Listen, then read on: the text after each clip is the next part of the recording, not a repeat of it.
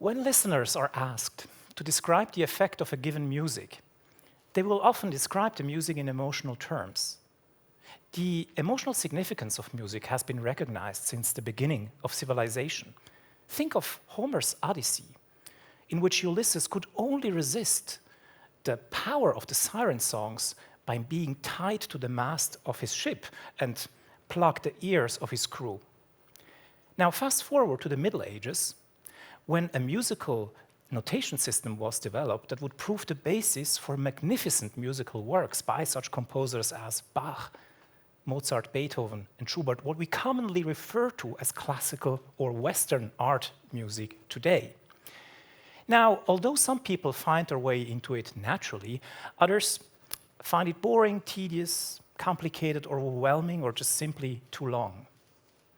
I think that the point that gets lost here is that classical music, just like most other types of music, is really a source of emotional empowerment and reward.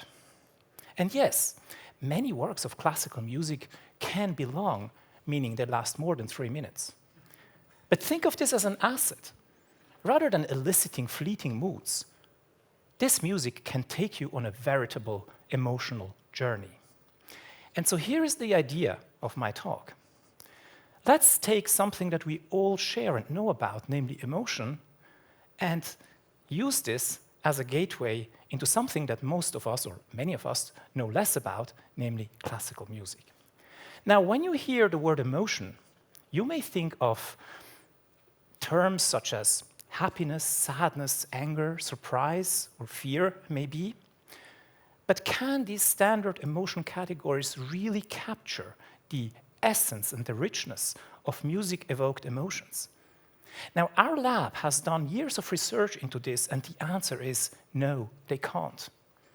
Nor can the labels that you will see occasionally popping up in the subtitles of TV series such as ominous, eerie, or cheerful, because these labels describe the music, not anything that you yourself feel.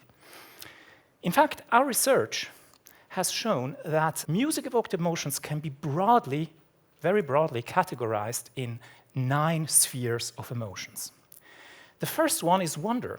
That's Ulysses, being so overwhelmed by the sirens, moved, amazed.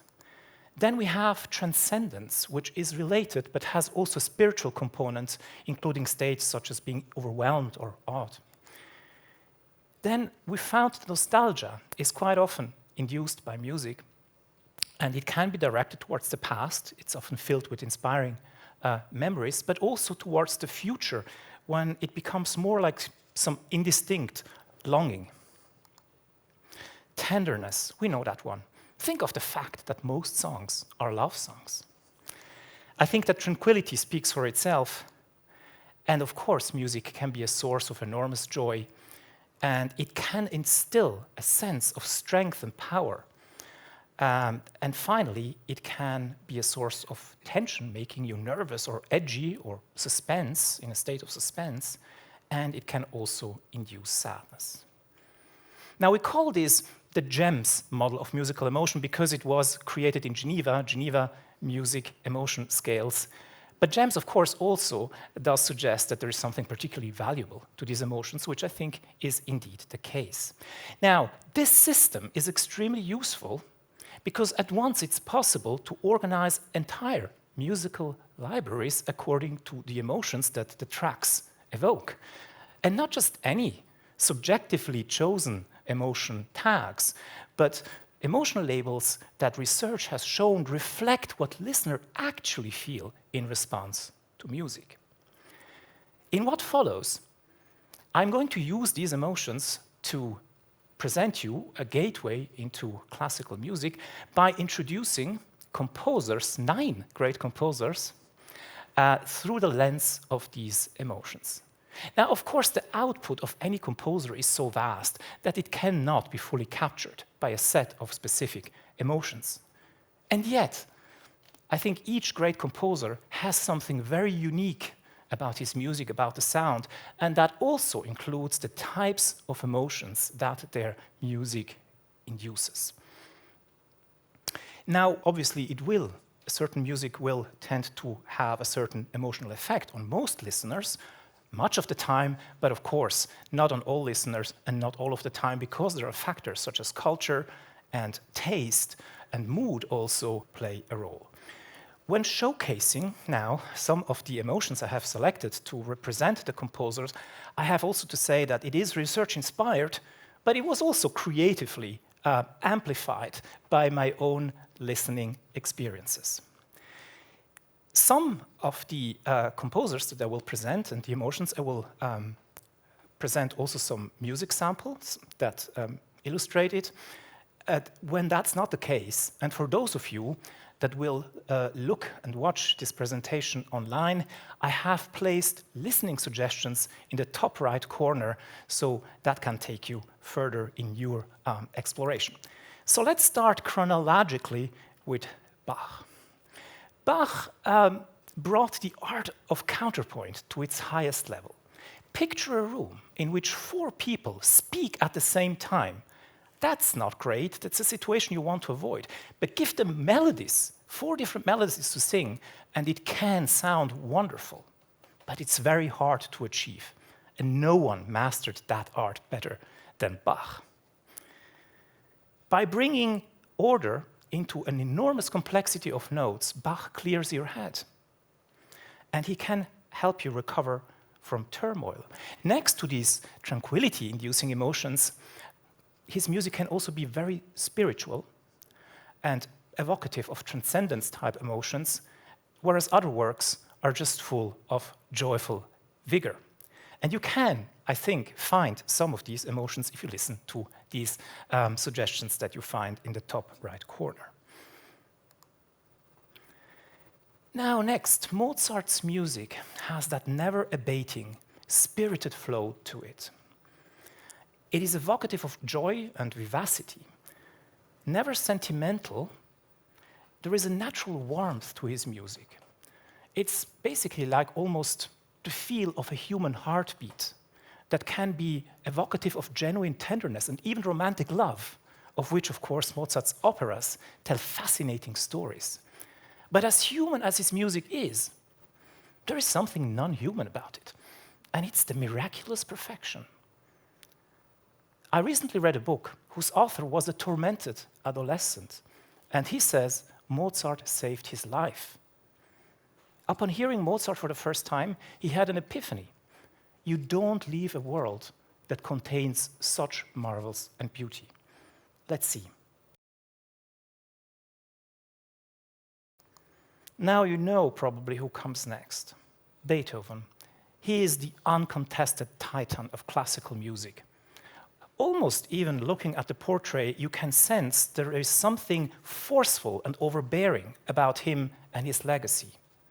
And indeed, more often than not, his music tells stories of turmoil, struggle, defiance, and triumph over adversity. And it does so with a completely new sonority, bigger, louder, richer. And that gives the emotions in the power and tension sphere particular prominence.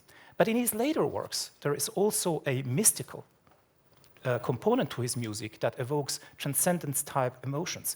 If you want to experience them all, look no further than his 9th Symphony, but you can also encounter and explore them in the other suggestions I have placed in the corner there. Now, when Schubert died 1 year after Beethoven, he was just 31 years old. He was constantly out of money, and he moved in and out with friends, and he could not afford to buy a piano. Much of his music is songs, and it tends to evoke visions of happiness, of bliss, that can paradoxically feel so sad because you realize they're just that, visions, dreams that will never materialize. Hence, the core emotional theme of his music is longing. His music is permeated by bittersweet, beautiful harmonies, but also sudden, eerie turns that can make you shiver. Take a listen. Chopin was a slim, physically frail man of aristocratic manners. He did not compose any symphonies or operas, but he radically changed the way the piano sounds.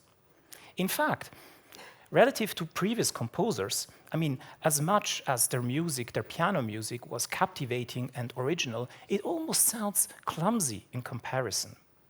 Although his music can sound majestic, it's the mix of nostalgia and tenderness that gives this music its very particular feel. And if you want to experience that, tune into the Nocturnes or any of the other suggestions that you can see there. Now, the next composer that put me a little bit into a difficult situation, because it could have been any of the following: Brahms, Liszt, Mendelssohn, Schumann, Verdi, Wagner. But you know, I found it's time to veer out of Western Europe. And so, get to know Tchaikovsky. His music embraces a very rich range of emotions. In fact, his ballet suites put you right in the middle of fairy tales, inducing wonder-type emotions. But his symphonic music can really fire you up with energy or expose you to the most nostalgic kind of melancholy. Now, our next composer, that's maybe a bit of a controversial choice. I do actually see that. But call it my wild pick. Bruckner essentially crashed into musical life like a meteor. His music is highly original.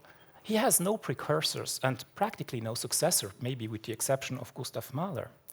His symphonies have tremendous spans, organ-like sonorities. They're evocative of vast mountain landscapes or awe-inspiring cathedrals. For his fans, at least, the music carries a message that is connected to the infinite.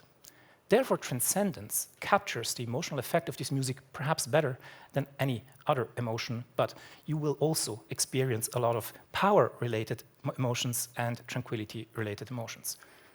Let's tune into the beginning of his 7th symphony.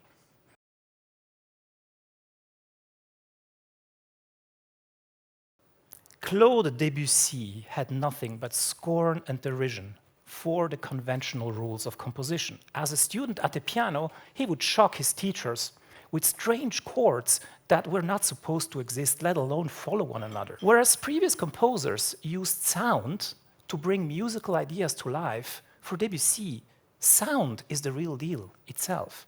And so the magical, sort of dazzling sounds that he actually extracts, especially from the piano, but also for the orchestra, proved peerless to evoke the essence of a given atmosphere or a particular setting, also lending his music an incredibly sensuous feel.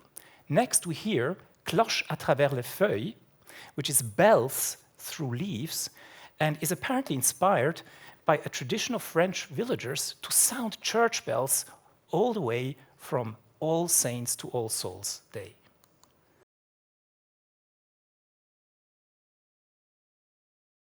Now, Debussy's radical new music was taken further mainly by 3 composers, namely Arnold Schoenberg, Igor Stravinsky, and Béla Bartók.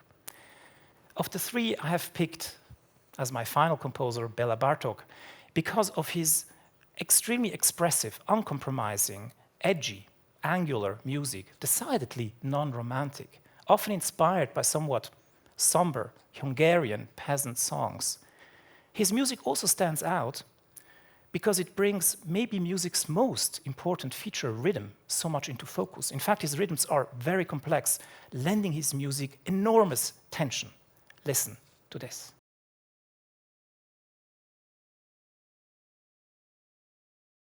With this big bang, our journey ends today. We all knew before that there are various ways to get to know classical music. When you go out today, you know there is a different, fun way to do it, and it's very simple, through the emotions you'd like to experience.